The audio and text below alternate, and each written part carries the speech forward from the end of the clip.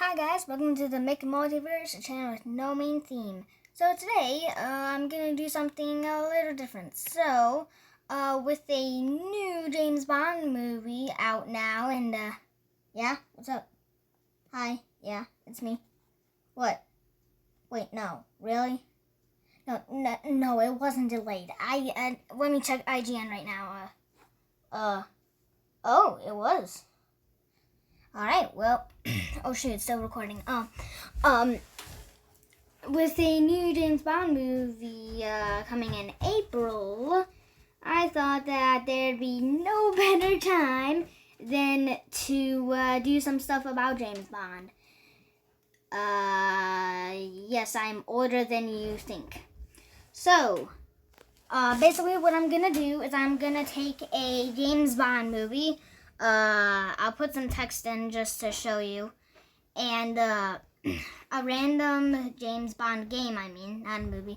Okay, me and my dad are gonna watch all the James Bond movies in order. You can see my gameplay here now. What we're gonna do is we're gonna take some James Bond games, and we are going to have them see which one's better. So basically, how I'm gonna do is I'm gonna take a James Bond game, and review that. Take another James Bond game. I will review that, and then a third video will show them competing on which one is better. So today we are doing the superior, wait, what?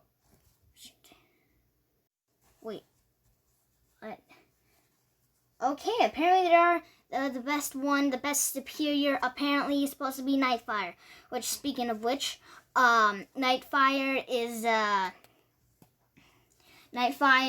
on the GameCube and PS2, which I will say, I will be doing everything from the Nintendo 64,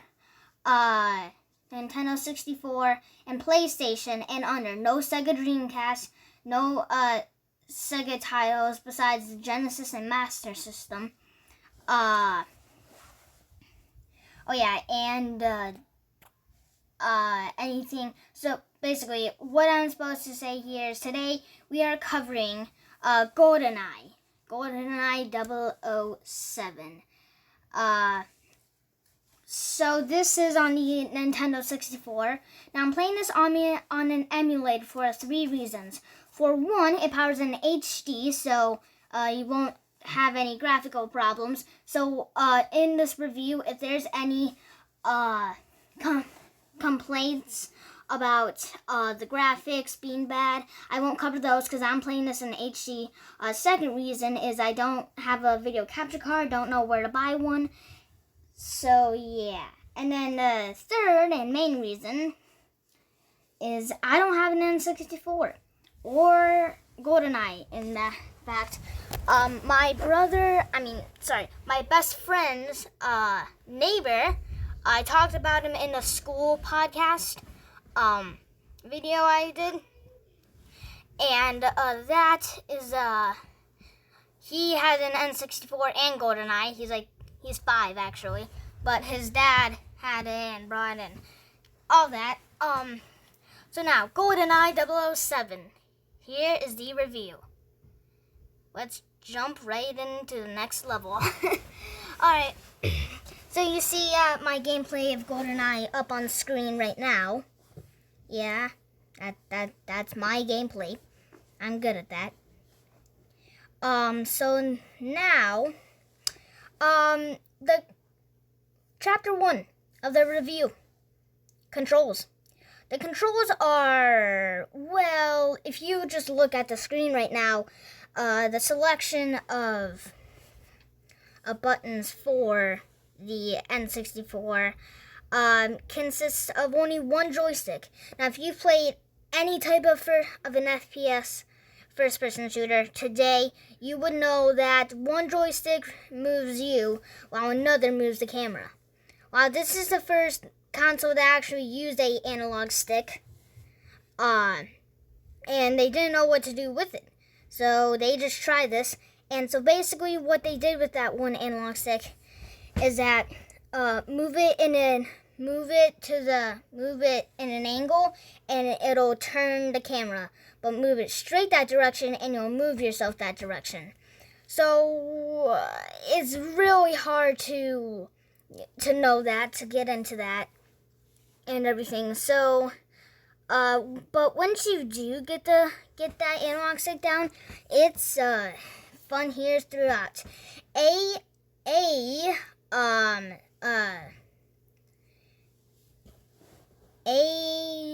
trying to remember, what did A do? Oh yeah, A switches your weapon. B is your action button and reload button. And Z is the obvious shoot button, how you shoot. And that's basically it. Start pauses and starts the game. And R and L don't do anything, not at all. But that's basically it for the controls. Oh yeah, then the C buttons control the camera from up and down. But you don't need up and down. Like, half of the Doom games don't have the option to move up and down, to move the camera up and down. So it's no problem. I never need to do it unless if you're speed running frigate. So yeah, that's the controls, and they're hard to get down, but once you do get it down, you get them down. And that takes us to chapter 2, the story. So the story of the game is you are James Bond 007, the greatest British intelligence agent of all time, MI6, which is basically the CIA for all us Americans. MI6 is the top gear of spy organization, British intelligence, like I said, and so yeah, it's basically like the CIA, the big, yeah. Now, you eventually meet up with your former colleague and best friend, 006. You are 007 and you're 006. 007 is like the top tier. 008 and 9 are good, but not the best or worst. But former colleague and best friend 006 is working with you, and he gets shot and killed by Amarov, the Russian leader. Remember, 9 years later, you find 006, who is also known as Alec Trevelyan, that he is the main villain. And I still didn't figure out, even after making the movie, I still don't get how he even survived that gunshot to the head. But whatever, because he's the villain. You shoot Amarov in my favorite level of the game, the train level. We'll get into that soon. I'm sorry, I have a lot of I have no script. I hate scripts. So that's the basic story. Defeat Trevelyan, and you save the day. And one of the big reasons why this game got so much revenue is because it was based off a movie. Now, Chapter 3, the revenue. Chapter 3, the revenue. It caused so much revenue. I guess this can also be counted as revenue and preparation. And it was amazing. 9 people worked on the game. Just 9 people. And they all worked very hard and managed to actually do it. But some of GoldenEye's key features were brought in either at the last second or just because they felt like it.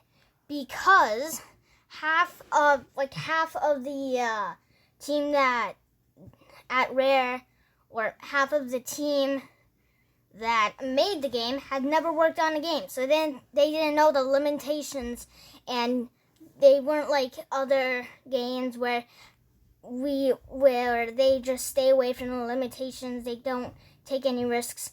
But like the multiplayer, everyone remembers the multiplayer is one of the main selling points of GoldenEye.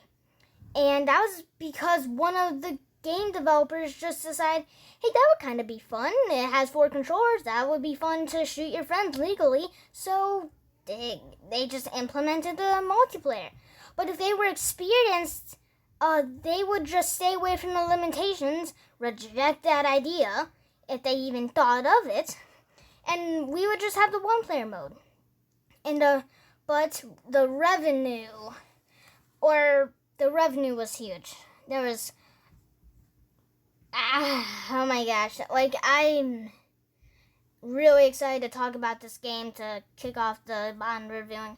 Oh yeah, and in preparation, they actually got Rare, the game devs at Rare actually got permission to go to the movie sets and see the movies there. So some of the key features that you see in the movie are in the game.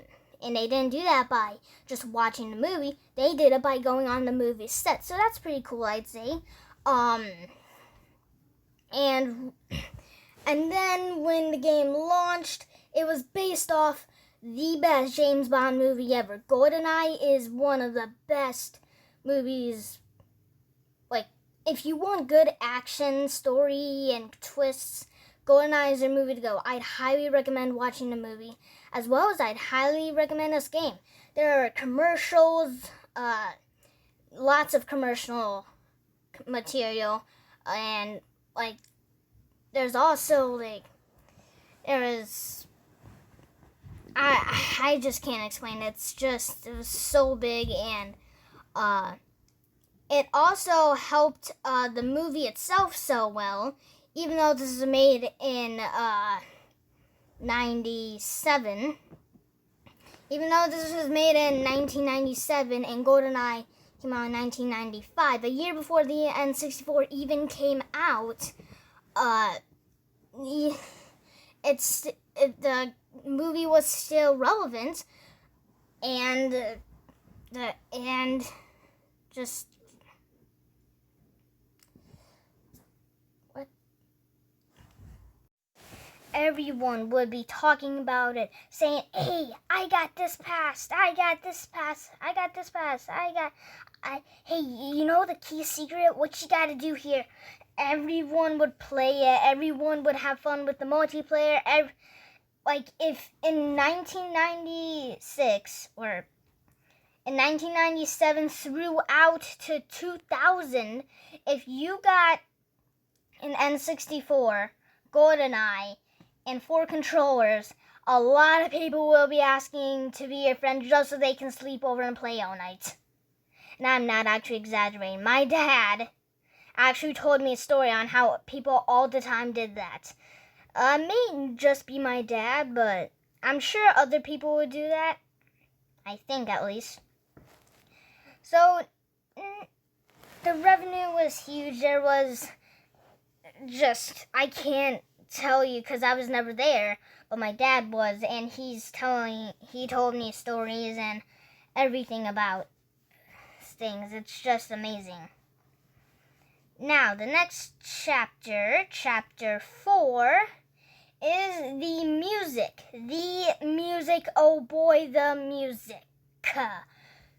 The soundtrack is one of the best N64 soundtracks, passing up Super Mario 64, The Legend of Zelda, and Mario Kart, and the soundtrack is amazing. It sort of goes after the trailer music, or when you pop in that cartridge and that famous ringtone plays in of the do-do-do-do-do-do-do-do-do. They kind of N64-ified the trailer music for GoldenEye, for the movie GoldenEye. And then just the music, it's so memorable. the frigate music. You'll know you're in for a fight when you hear the frigate music. And take surface. Both of the surface levels. They're both mysterious but still energizing because you're still fighting and killing people with guns. But yeah, the music that was a quick chapter. So next, chapter 5. The gameplay. Now, there consists of 20 levels in the GoldenEye game. 3 of them consist of mission 1, which completes the pre-title sequence of GoldenEye, the movie. Then you play 3 missions that don't have to do with the movie at all. Bond never goes to Cervania, which is the level I'm in now. He never went to that place in the movie. That's where they tested GoldenEye and where Natalia was, the Bond girl. But no, there absolutely was no time in the movie that he went to Surface or Cervania in the movie. And then there's Silo. Silo's a fun mission. It's a linear one, but it's fun, a good hijack, espionage, and it's a pretty good level. And then there's Bunker. You play Surface and Bunker twice when Bond's never even been in those places, even once in the movie. But Bunker 1 is hard, challenging, with those dumb cameras that's everywhere. The stupid cameras, they're absolutely everywhere. And you hear that alarm and they all go after you and you inevitably kill you. It's really annoying. But then Bunker 2 is a disaster. That's another story. And after you're done with those 3 missions, we move on to Frigate, which is really extended. In the movie, the Bond just goes on there, takes out a couple goons, finds someone, and then just tries to stop a helicopter, the Tiger helicopter, and fails to it. In the game, he full-on hijacks that thing, rescuing at a maximum 6 hostages, I believe, and fighting goons, and it's a blast. It's actually a really fun level. And after that level, you go to Surface and Bunker. Surface 2 and Bunker 2 were always hard for me. So Surface 2, it's darker with a red sky, unlike this surface where you have just a blue sky and pink sky, blue and pink sky. But then you take on some guys, you break into a radio station. It's hard. I mean, I wouldn't say it's hard. All of this game is challenging, and it's challenging, but it can still be done. Bunker 2, though, that's another story. It is absolutely the hardest level in GoldenEye. Bunker 2 where you meet Natalia and break out. And Natalia walks into your bullets, just Sorry if the audio is different, and sorry for the cut and everything. I'm and I had to move locations because my baby brother is sleeping and stuff. I'm sorry. But Storage 2 is the hardest level in GoldenEye, in my opinion. It's not a fun level at all. I just don't like it all that much. So then it's closing time, James, as 006 said in the movie. I need to close up this because time's ticking and I want to get this video out soon. So then the rest of the levels are fun, including the train level, which is my favorite level. It made an awesome scene in the movie. It's just The train level is a blast. It's really fun. Just like Frigate. Yeah. And then there's Archives. Archives always been one of the harder ones for me. It's been a good scene in a movie. Then there's Streets. I've never been the biggest fan of Streets, and the statue is the statue park of all the communists. It's a good part where you meet Trevelyan. It'd be a huge twist if you've never seen the promotional material of GoldenEye, or never seen the commercials of GoldenEye, or seen the movie for that matter. It'll be a great twist for you. And Trevelyan, unlike the movie where he's alone, Trevelyan is actually with some goons and wielding rocket launchers. And then there's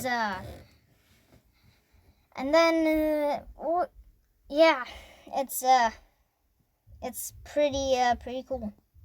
And then you lead to Archives, then Streets. Somehow Natalia is being recaptured when where the ending cutscene of Archives is where Streets begins, which is a level right after Archives. Somehow she's been recaptured in those 5 milliseconds. So you need to save her again, and Natalia just walks into the bullets. It's really frustrating.